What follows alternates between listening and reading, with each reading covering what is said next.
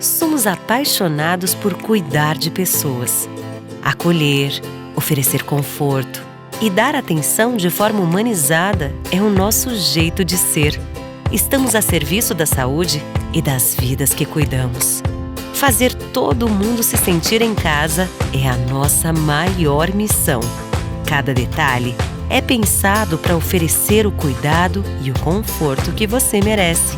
É por isso que o Hospital Unimed Erechim está de portas abertas para te atender.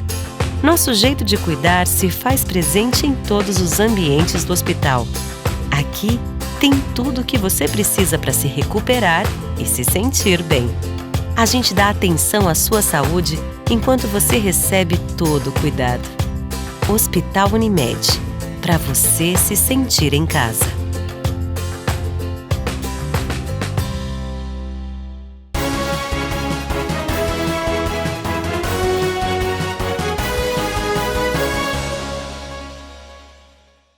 Olá, sexta-feira, 30 de julho. Confira os destaques desta edição. Valmir Badalotti é referência e exemplo de persistência e conhecimentos. Erechim tem o amanhecer mais gelado do ano e temperaturas chegam a menos 5 graus em alguns pontos do município. Ipiranga se prepara para o retorno que inicia na próxima segunda-feira. Essas e outras notícias você confere agora no Jornal da TV Erechim. Na quinta-feira, a Brigada Militar, através do 13 BPM, inicia mais uma edição da Operação 24 Horas, desenvolvida para prevenir e combater os crimes violentos letais intencionais. A operação visa intensificar as ações de policiamento ostensivo, preventivo e repreensivo nos lugares de maiores incidências de ocorrências. A operação será desenvolvida pela Força Tática do 13 BPM com o apoio do 3º Batalhão de Polícia de Choque, lá da cidade de Passo Fundo, e uma aeronave do Batalhão de Aviação da Brigada Militar. Os locais de atuação foram aqueles identificados através do sistema Avante da Brigada Militar, com maior incidência de crimes no município de Erechim. E o Ipiranga mantém sua agenda de treinos acelerada para enfrentar na próxima segunda-feira, às 20 horas, o Paraná no estádio Durival Brito, em Curitiba, pela rodada 10 da Série C. Após esta partida, o time canarinho entra no retorno com grandes possibilidades de manter a liderança e seguir com bons resultados. Os trabalhos de preparação têm por objetivo a busca pela excelência física e o alto nível de competitividade para todos os integrantes. No próximo bloco você confere. Valmir Badalotti é referência e exemplo de persistência e conhecimentos. E a previsão do tempo para o final de semana. A gente já retorna.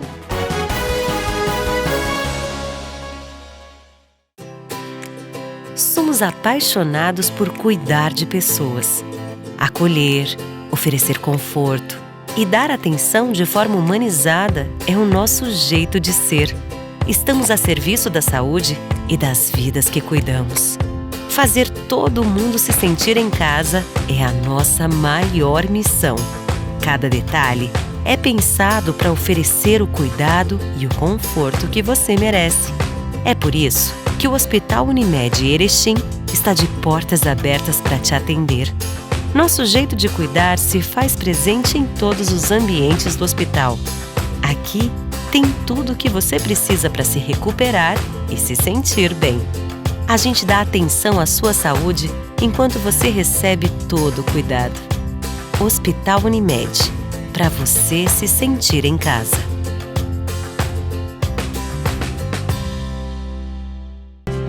No Master tem churrascão para comemorar o Dia dos Pais. Compre R$80 no açougue e concorra a R$150 em carnes e um kit churrasco.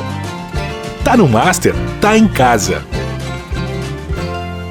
Promoção 40 anos juntos Sicredi Unistados. Vamos celebrar nosso aniversário distribuindo mais de 1 milhão em prêmios. São 4 Fiat Toro, 53 motocicletas Yamaha e 53 poupanças de R$2.000. A cada R$100 investidos em cota capital, você ganha um número da sorte. E pronto, é só torcer. São prêmios incríveis esperando por você. Participe! Sicredi, gente que coopera, cresce.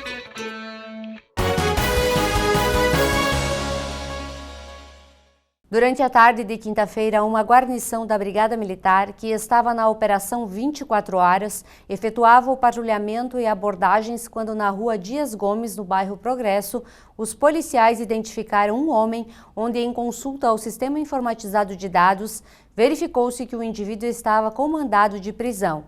Diante do fato, o homem de 28 anos de idade foi preso e conduzido à Delegacia de Polícia Civil para registro da ocorrência após ser encaminhado ao Presídio Estadual de Erechim. Este local ele deve permanecer à disposição da Justiça.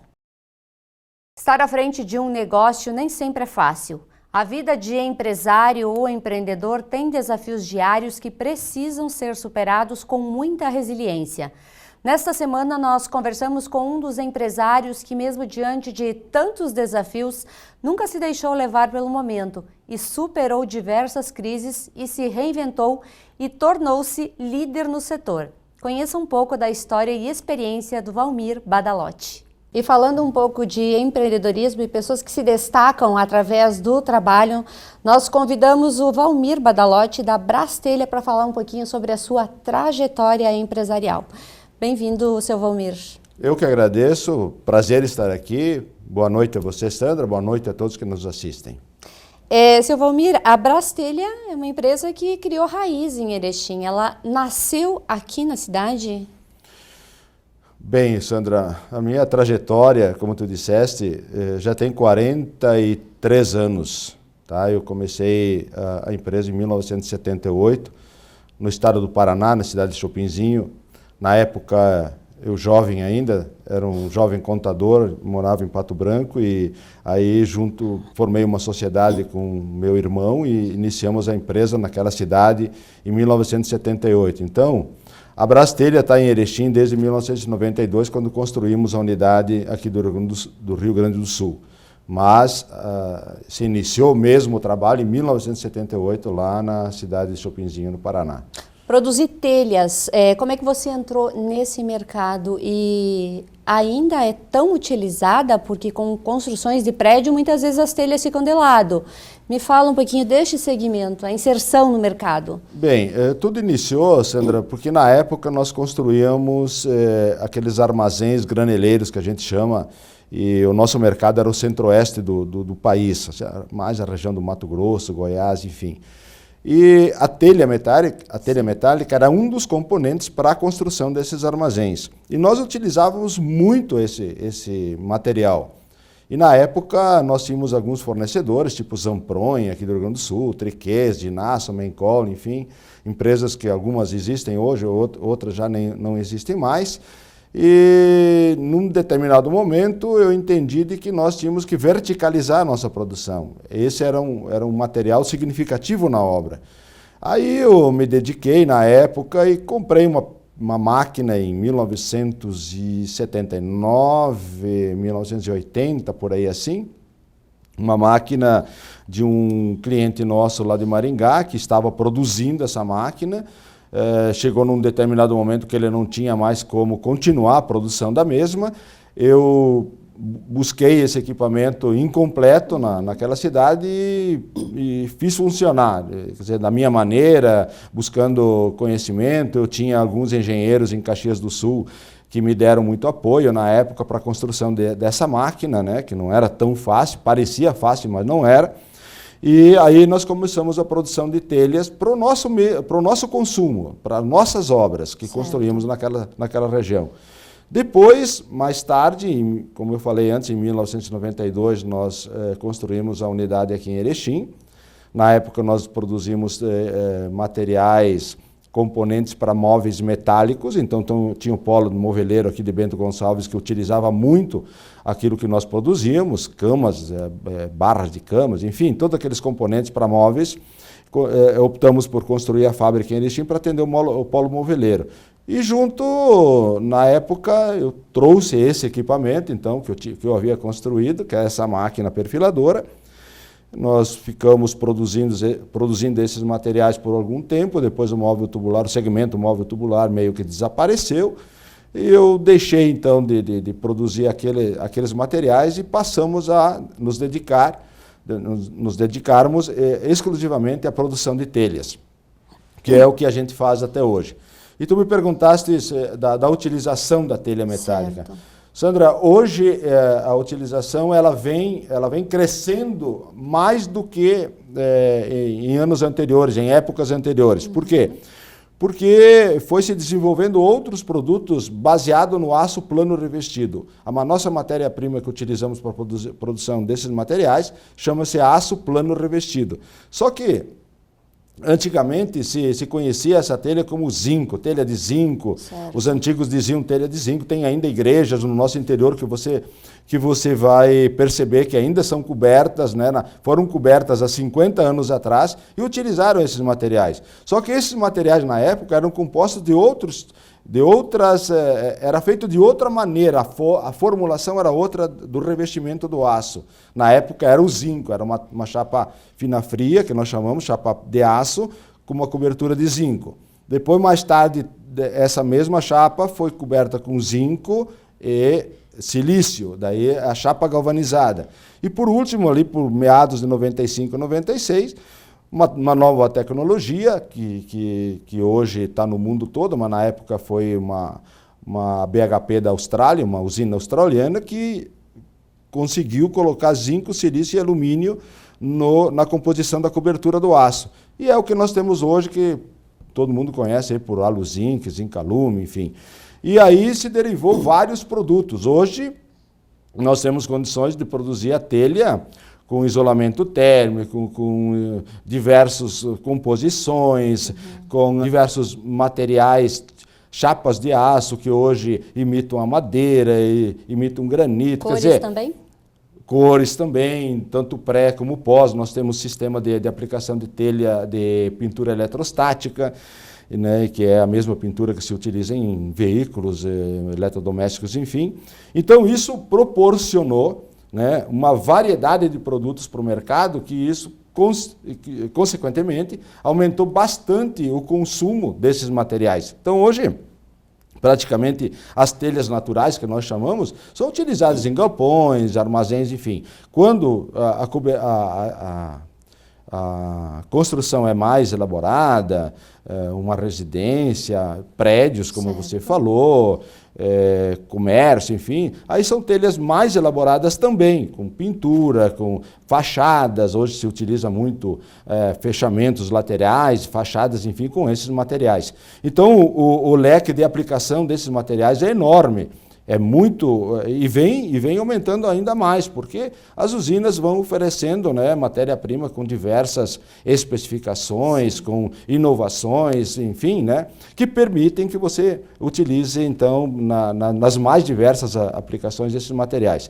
E não é só a telha metálica, né? Nós também hoje produzimos os painéis para refrigeração. O segmento de refrigeração também é muito forte. Então nós produzimos aqueles painéis para a construção de câmaras frigoríficas, não câmaras móveis de caminhões, enfim, né? São câmaras estacionárias para supermercados, frigoríficos, essas câmaras para armazenagem de produtos tipo maçã, por exemplo, né? Que são produtos perecíveis. Então, essas câmaras são fabricadas com esses painéis que a gente está produzindo também. Temos vários clientes pelo Brasil afora aí que utilizam esses materiais. Então, mais ou menos, né, Sandra, uma história ali do que a gente produz, né? Certo. Badalotti, nesses anos todos que você está no mercado, com certeza você já passou por inúmeras crises. E essa última crise que o país, o mundo viveu foi a crise da pandemia, que infelizmente afetou todos os negócios. E no ramo de vocês, como é que vocês se comportaram e atravessaram esse período? Bom, Sandra, essa pandemia, ela é atípica em todos os sentidos, certo, né? A nossa geração não tinha passado por essa experiência ainda que estamos passando. Não é que já passamos pela pandemia, ainda estamos, né, em meio à pandemia, mas agora um pouco mais experientes, aprendendo um pouco mais. Tivemos, sim, lá no início, as dificuldades, como todos os setores enfrentaram, né? Mas dizer assim de que, como o nosso produto, que é o aço, ele deriva de uma commodity, que é o minério de ferro, o que aconteceu na pandemia? Houve uma certa turbulência na economia. O mundo todo não sabia como enfrentar, ninguém tinha a fórmula de como enfrentar esse período. Então, alguns setores sofreram mais, outros menos. O segmento que é capitaneado por commodities, vamos pegar o agronegócio. Por que o agronegócio praticamente não foi afetado? Porque produz commodities, soja, milho, algodão, as carnes, enfim, né? O minério de ferro se comportou mais ou menos assim também. Sim. Então, o nosso produto teve no início um impacto e depois, de certa forma, houve uma recuperação muito rápida no planeta como um todo. Houve uma falta dessa matéria-prima e desses materiais que, consequentemente, fez com que os preços subissem. E subiu muito de setembro do ano passado para hoje. Nós tivemos um aumento na nossa matéria-prima em torno de 130% a 150%, para você ter uma ideia. E você sabe que o segmento da construção civil é um segmento que ele tem uma performance um pouco diferente, quer dizer, ele às vezes demora para iniciar, mas também quando inicia, depois há uma interrupção logo ali na frente e você não sente muito, porque as construções são de médio e longo prazo. Então, nesse médio e longo prazo, houve o quê? Houve esse aprendizado, vamos dizer assim, de nós agirmos dentro de uma pandemia. Então, não tivemos assim muitas variáveis que tenham atingido o nosso segmento. Nós praticamente não sentimos a questão mercadológica, vamos dizer assim, né? A construção continuou em alta. Houve aí no ano passado, final do ano passado, acho que todos se recordam, né? Houve um incremento muito grande de financiamentos por parte do governo, as instituições financeiras oferecendo financiamentos, tudo na expectativa de retomar a economia, né? Houve a queda drástica de juros, o Banco Central cortou as taxas de juros.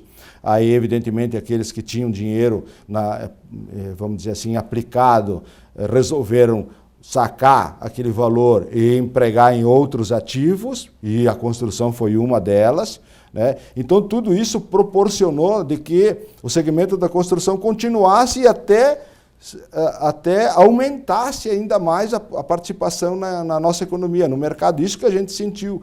Então, houve um incremento de recursos que foi aplicado na construção civil, de modo geral. Certo. E o nosso produto, que é produzido, evidentemente, é aplicado na construção civil.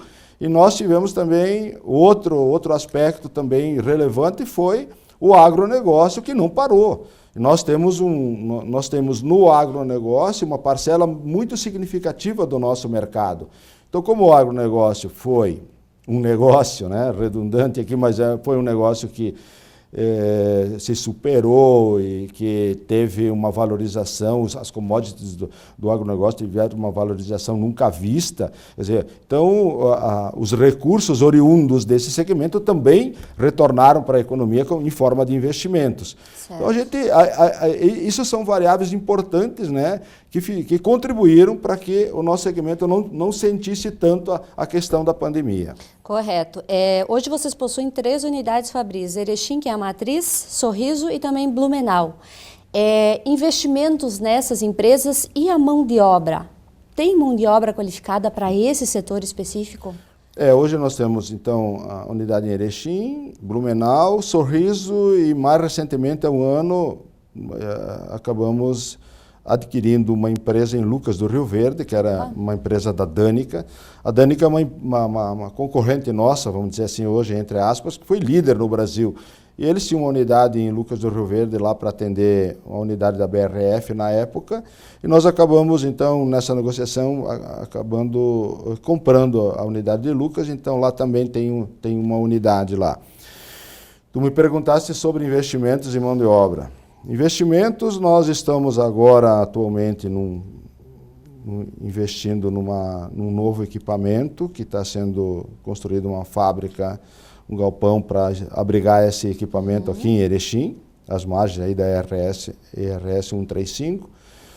É um investimento significativo e um equipamento moderno, é um equipamento que foi adquirido no exterior, uma máquina italiana, enfim, que vai nos proporcionar produzir o que a gente produz hoje com outros materiais de isolamento térmico e painéis também. E com relação à mão de obra, Sandra, esse é um aspecto bastante significativo e a gente tem uma certa dificuldade na contratação de mão de obra que se necessita, que atenda à demanda de mão de obra. Os equipamentos hoje que estão chegando requer que o operador tenha um conhecimento, ele tem que ter um mínimo de base de conhecimento para poder entender, né, aquilo que o equipamento necessita, a operação daquele equipamento. Verdade. Quer dizer, você tem que ter no mínimo ali um segundo grau, né, mais que isso, para poder entender, para poder operar aquele tipo de equipamento. E hoje é difícil essa mão de obra. Eu não sei dizer se houve nos últimos tempos aí uma não aderência a isso, um não preparo, ou as pessoas estão pensando de forma diferente, né? Mas está havendo sim uma dificuldade muito grande de contratação de mão de obra que se necessita. Tem mão de obra, mas a mão de obra não está preparada, não está à altura daquilo que a empresa precisa. E muitas vezes eu ouço dizer, muitas vezes as pessoas dizem assim, tá, mas se você não der oportunidade para as pessoas aprenderem, terem experiência, não vai ter pessoas com experiência.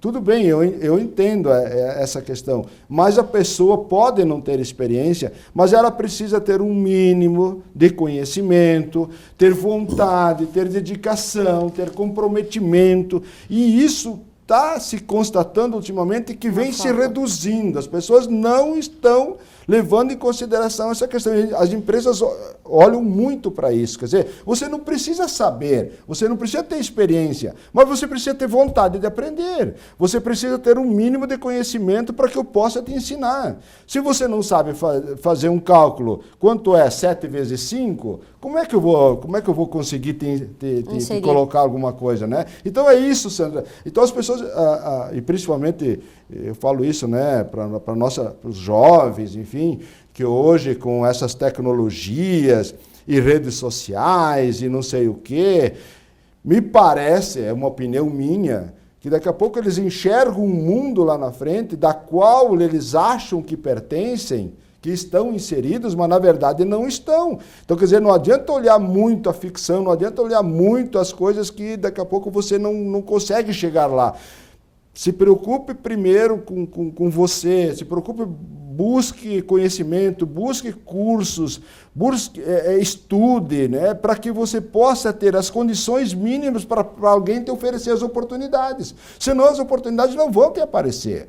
É isso que eu sempre falo para o pessoal, né, principalmente aqueles que estão iniciando as suas carreiras profissionais. Gente, busque, tem que treinar todo dia, treinar e treinar. Não existe outra forma. É como um jogador de futebol, ele pode nascer com o dom de jogar futebol, mas se ele não treina, não se prepara fisicamente, não adianta. Não melhora. Então é isso que aquele que vai iniciar uma carreira profissional tem que pensar nisso também. Ele tem que buscar as condições para que as oportunidades possam lhe aparecer. É isso que eu entendo de mão de obra hoje. Então a mão de obra está muito escassa, está muito difícil em função disso. Na minha opinião, eu entendo que os cursos estão sendo oferecidos. Sim. Nós temos hoje universidades, colégios técnicos, as empresas oferecem oportunidade para o colaborador se qualificar, mas muitas vezes, mesmo oferecendo essa condição dele se qualificar, ele não aceita, não vai, encontra uma desculpa para não. Claro que fácil não é nada fácil, mas se você não tiver um mínimo de interesse, de vontade de buscar, não vai acontecer. Quer dizer, as coisas não vão cair do céu, ninguém vai abrir tua cabeça ali e jogar as coisas ali dentro. Você tem que buscar. Então, o problema da mão de obra hoje, Sandra, me parece que passa por essa questão aí. Quer dizer, tem que querer. Hoje de várias profissões, as pessoas não querem mais. Hoje, na construção civil, a dificuldade que as construtoras têm de buscar mão de obra é enorme, porque ninguém mais quer ser pedreiro, ninguém mais quer colocar porcelanato, ninguém mais quer, sabe? Todo mundo acha que tem as condições de exercer algo melhor do que isso. Mas aí é que vem aquela questão que eu falei. Tudo bem, existe, mas você precisa se preparar. Não é bem assim que você chega lá e vai hoje operar uma máquina de última geração, por exemplo, né, como é o caso, e nós necessitamos desse tipo de mão de obra. Se você não conhece um pouco da tecnologia, de TI, de eletrônica, de mecatrônica, eletricidade, não sei, outras coisas aí, não vai conseguir operar. Né? Tem que buscar conhecimento. E o empreendedor, aquele que se desafia no mercado e de repente desanima na primeira dificuldade. Com a tua experiência, com a tua bagagem de vida, o que você tem a dizer para essas pessoas? Olha, Sandra, se eu vou contar toda a minha história e todos os percalços, os tombos da vida aqui, nós vamos ficar 3 dias aqui conversando sobre isso. Sandra, é muita... Eu te falei, são 43 anos, então vi muita coisa acontecer. Eu sou de uma geração, né, que passou por todos os planos econômicos que esse país viveu. Tem um ditado que diz assim, ó, todos tropeçam e caem, mas só os fracos ficam estendidos pelo caminho.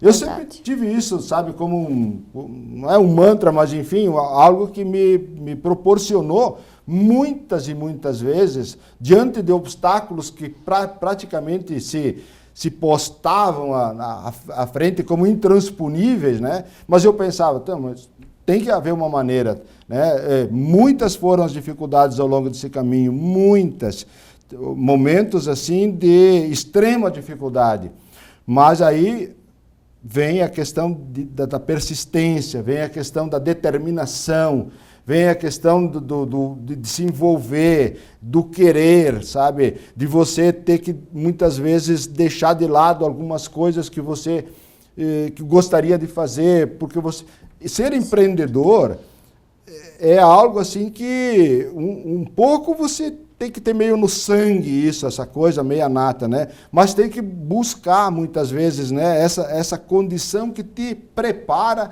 para o enfrentamento dessas dificuldades. Hoje você sabe que nós vivemos num país onde que as dificuldades para quem quer empreender são muitas. É de ordem econômica, ordem tributária, social, de mercado, enfim, né, de financiamentos, enfim, tem uma série de variáveis que influenciam. Mas, se você tiver essa persistência, se você não diante do primeiro obstáculo, não desistir, e você procurar encontrar os caminhos que te levam aos objetivos, quer dizer, tem que trabalhar muito com planejamento, é fundamental. Hoje não tem como você empreender ou fazer qualquer coisa se você não tiver um plano de negócios, se você não souber para onde você quer ir, se você não tiver um controle daquilo que está ocorrendo, que você está fazendo, se você não buscar o conhecimento também, porque não é só nós estávamos falando de mão de obra, não é só o que quer aprender uma profissão que tem que buscar o conhecimento. O empreendedor é a mesma coisa. Todo dia tem que se reinventar. Ele tem que buscar, ele tem que... né, porque é muito dinâmico, né, a operacionalidade do dia a dia, né, nas empresas. Então você tem que estar constantemente também se aperfeiçoando, né, buscando as oportunidades que são oferecidas, e nós temos várias, né? Por exemplo, nós temos a Uniindústria hoje, por exemplo, que oferece vários treinamentos, está um em curso agora com a Fundação Dom Cabral, que é justamente buscar aperfeiçoar ainda mais, né, a cabeça do empreendedor, porque a empresa depende do gestor, do empreendedor. A empresa dele é o reflexo do que ele pensa, do que ele faz. Se ele é um cara organizado, a empresa vai ser organizada. Se ele é um cara que não trabalha com planejamento desorganizado, a empresa, consequentemente, vai ser assim também. Então, ele tem que ser o motor, né? Ele tem que ser o capitão do negócio, capitanear a empresa dele. Então, eu diria assim para quem quer empreender, não é fácil, não é fácil, mas eu tenho comigo assim sabe aquele negócio de você vencer, de você atingir os teus objetivos, aquela coisa que te motiva quando você traça um objetivo e você vai em busca dele e você consegue. Isso te alimenta, isso te dá aquela força para seguir mais ainda. Então, traça os teus objetivos, busca os objetivos, que você vai ver que quando você chega lá, você vai ver que é capaz de traçar objetivos melhores ainda, mais à frente ainda. E você vai vendo que tu tem sim capacidade para buscar e para colocar em prática os sonhos que você tem. Então, o empreendedor também é um sonhador, porque ele sonha, ele planeja, né, ele quer buscar algo que ele entende que é possível. Então é isso, mas para isso precisa essa força. Obstáculos vão aparecer no caminho, mas sem dúvida, não pense que a coisa é fácil.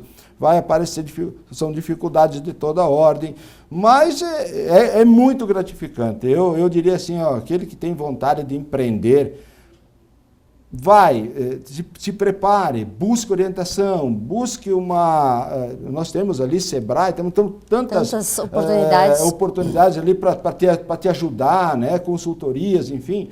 Vai em frente, se você tem essa vontade ali, tem que buscar, não dá para ficar aí depois se arrependendo mais tarde, se eu tivesse feito, se eu tivesse tentado.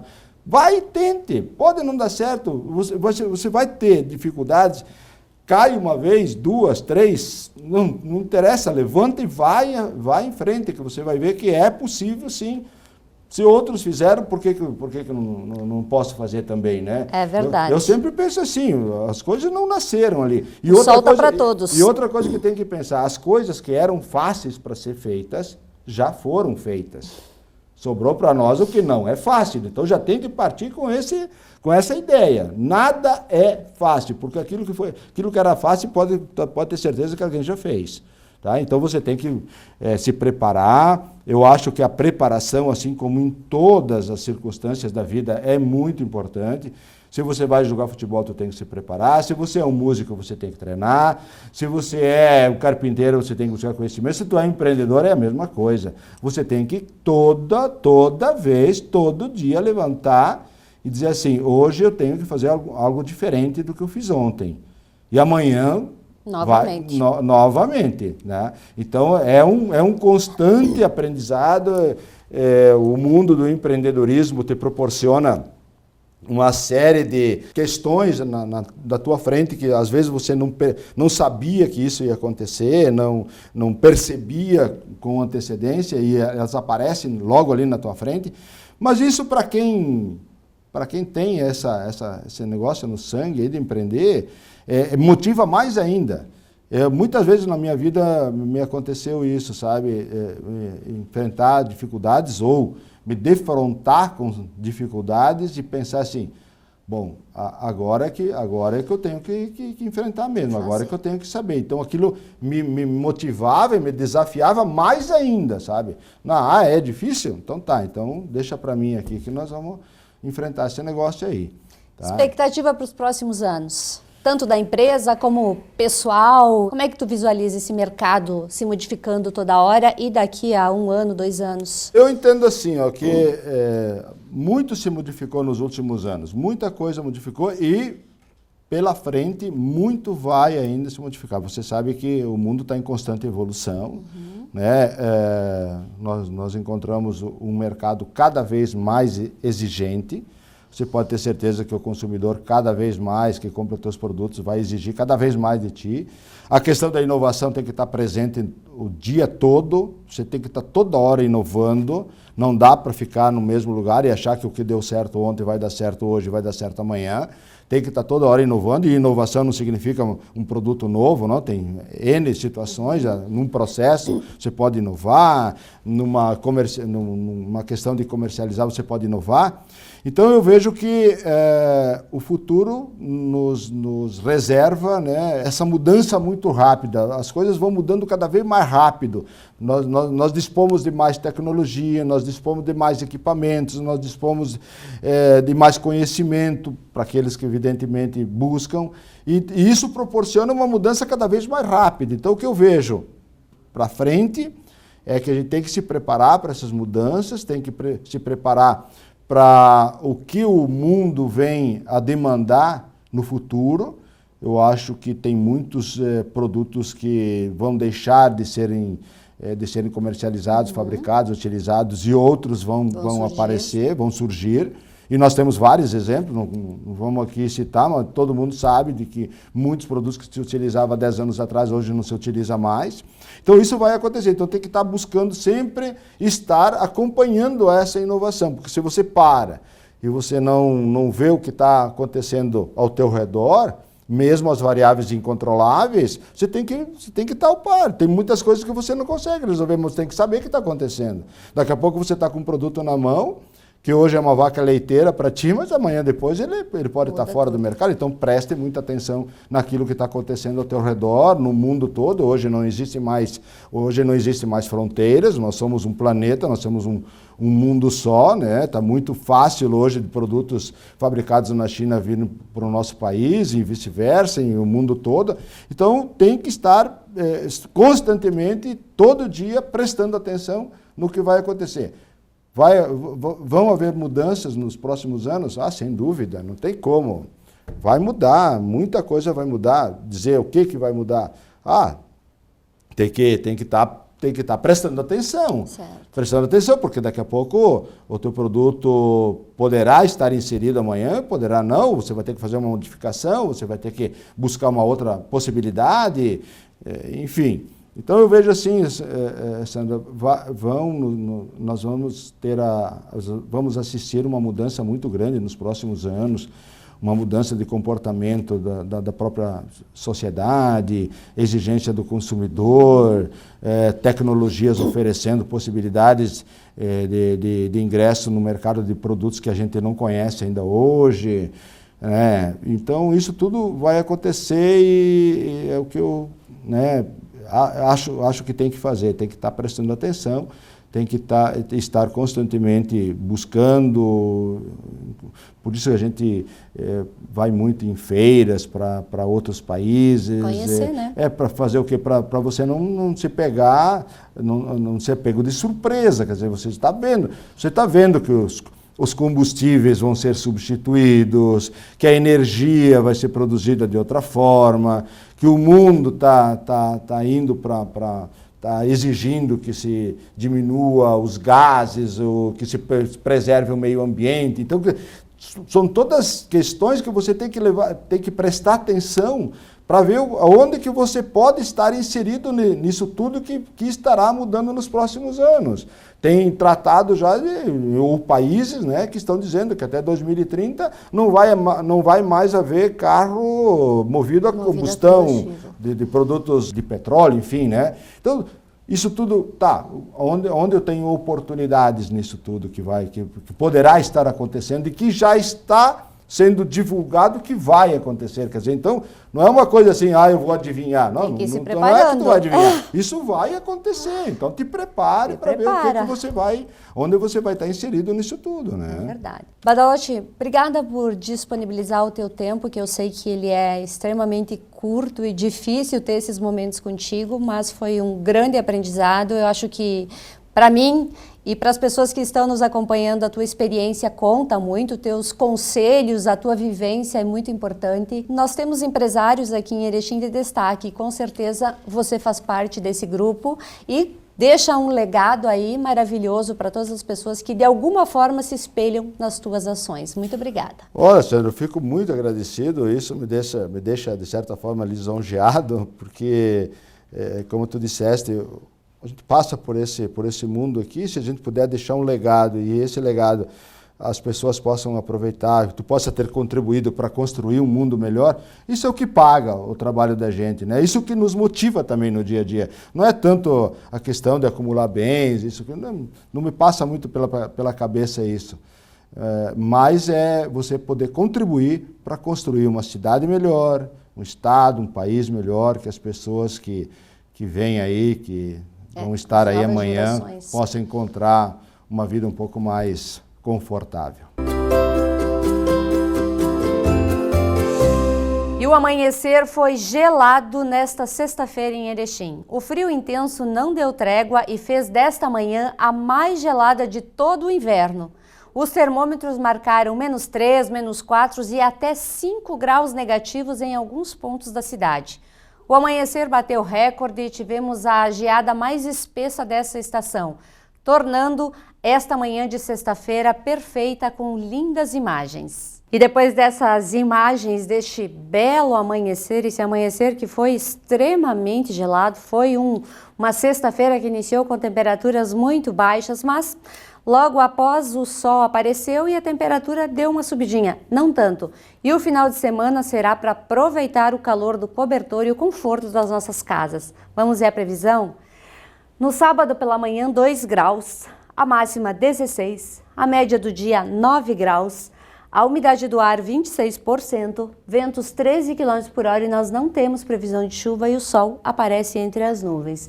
Já no domingo ao amanhecer 6 graus, é uma boa diferença do que foi o sábado já. A máxima 18, a média do dia 12 graus, a umidade do ar 43%, ventos 6 km por hora e também não temos chuva e nem no início da semana, que inicia com 5 graus, a máxima 17, a média do dia deve ficar em torno de 11 graus, a umidade do ar 58%, ventos 6 km por hora e a semana começa com temperatura baixa e frio em Erechim e também na nossa região. E a todos que nos acompanham, uma boa noite e um excelente final de semana.